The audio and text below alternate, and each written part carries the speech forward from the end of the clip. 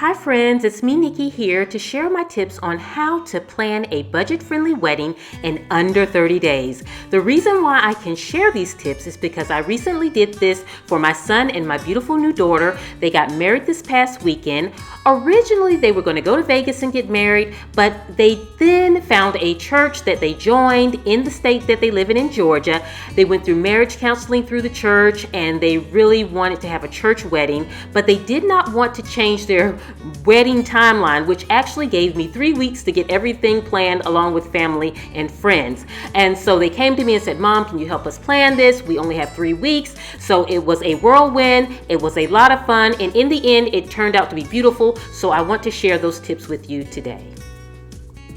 So friends, the first thing you want to do is gather your resources, those family and friends who have the skill sets needed to help with the wedding. One is a director. You need someone that's going to help with the flow on the wedding day to make sure everyone's lined up correctly, make sure that the wedding program flows smoothly, make sure that the reception, all of the activities such as cutting the cake and the first dance, all of that is going on. And that was my god sister here. She was amazing. Her mother had been a wedding planner all of her life. She has done weddings herself. She has that personality that is just beautiful and very direct, but you love her, but she gets the job done. We could not have picked anyone better than this, and it was just wonderful. If you don't have this special person in your life, then find that friend or that family member that has those skill sets to deal with people, and then share with them what your expectations or what you need them to do on the day. Another thing is a photographer, and my beautiful sister-in-law, she has actually been a wedding photographer before and has done a couple weddings, and so she jumped on board with her nephew.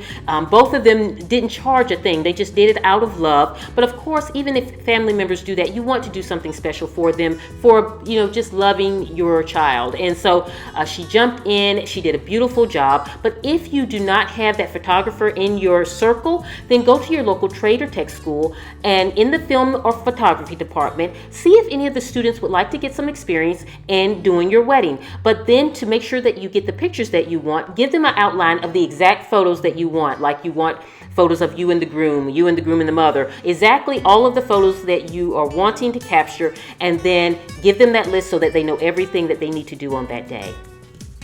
Another key person is music, the DJ. And if you're doing a wedding like we did in 3 weeks, that can be hard to secure, along with photographers and directors and things like that. That's why you need to go to your resources, those family members and those friends that can provide that service for you.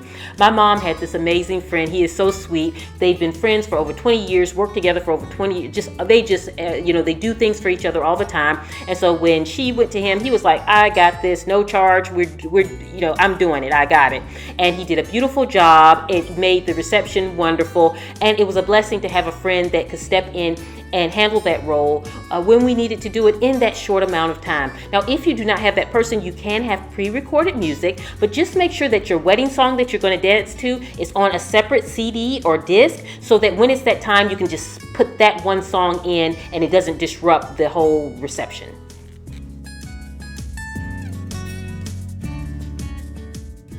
So let's talk guest lists and invitations. This can be very tricky when you're planning a wedding within 3 weeks. So this is how I handled it. What we did was we knew we had a number of 70 people. That's what we were inviting.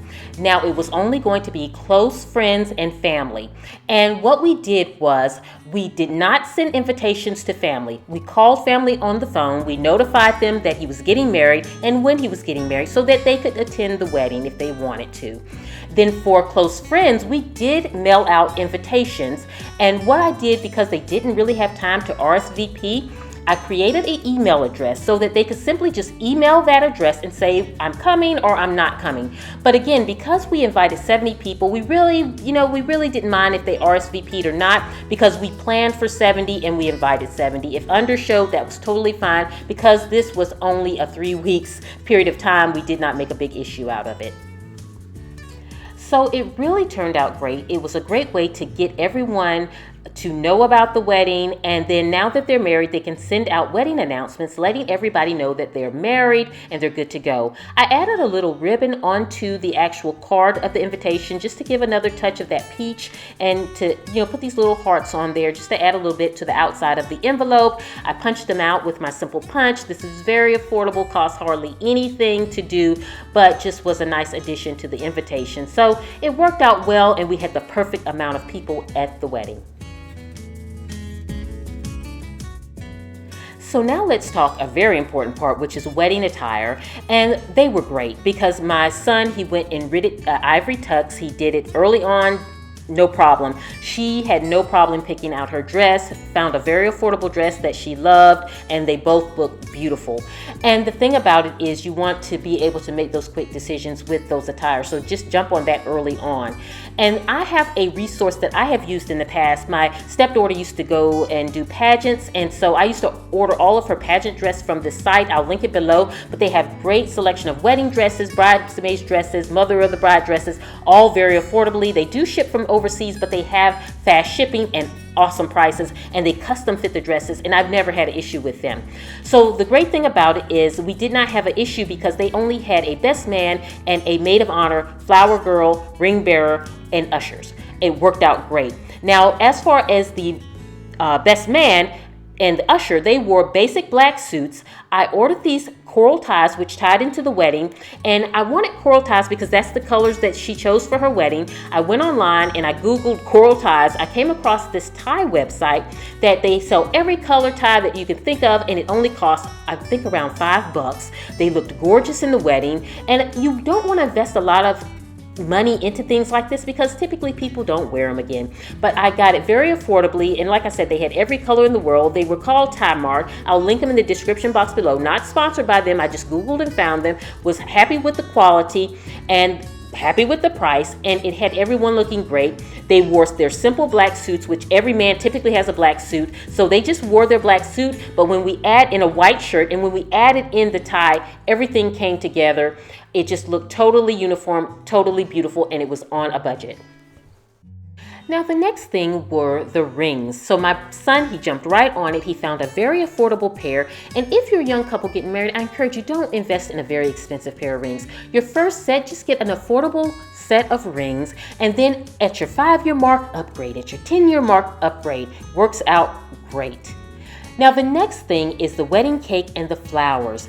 And so how we kind of stayed budget friendly there was my son and my new daughter-in-law, they went and got their cake from Walmart, and they do make wedding cakes, and it's an affordable way to get one. They got something that was very simple in their wedding colors, but I will caution you, the day of, my new daughter and I looked at the cake and we're like, it looks kind of not straight. And so what we did was we added flowers and leaves to it, as you can see here, to make it look straight, and it worked out great. I ordered this topper here online from Amazon. I'll link it below. It's metal, but it's very simple, has the little bling in it, and it was easy for me to stick in the cake, so that was key. And for $10, it worked out great. So that came fast. You know, when you order from Amazon, everything comes quickly, so that was a resource that I definitely used, and so it really added a lot to the cake. And then I rented a silver cake platter to sit the cake on from a wedding shop because I didn't want something that I would have to resell or that I would not use again. Now, as for the flowers, such as the brides, the bridemaid, the boutonnieres and all of that, she had a friend, a dear friend of hers in Texas, who as a gift to her made everything and shipped it out right away. And when I got her bouquet, to make it extra special, I added in some bling that I got from Totally Dazzled. I'll link them below, just to make it a brooch bouquet for her, and it looked totally beautiful and worked out great. Now, as for the cake knives, I got them, I want to say they were around $5 from Amazon. I'll link them below, but I added a little extra to them. Very simple, but very affordable. These are some, these are things that you're really not going to too much reuse. I got some napkin rings that I found it Tuesday morning. I broke off the back part and hot glued it onto the set with a little feather that I got from my craft room and a little bit of ribbon that I had that was in the coral, and it just added a lot, and it really looked beautiful on their wedding day, and they absolutely loved it. So it really was budget friendly for these little aspects of the wedding, so it worked out great.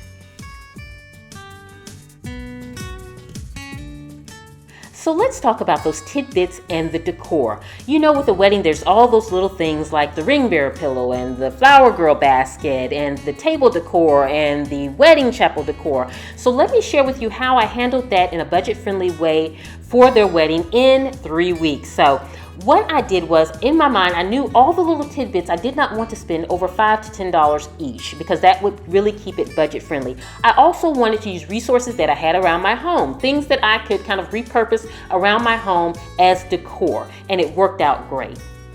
So one thing that I repurposed were these topiaries. I had these at my house, but they didn't have the kind of wedding feel to them. So I bought the white ribbon and the little flowers, very inexpensive, and I tied it around there and it gave them the wedding-esque feel. These actually went on the table, the entryway table, as you went into the chapel where you signed the guest book and things like that.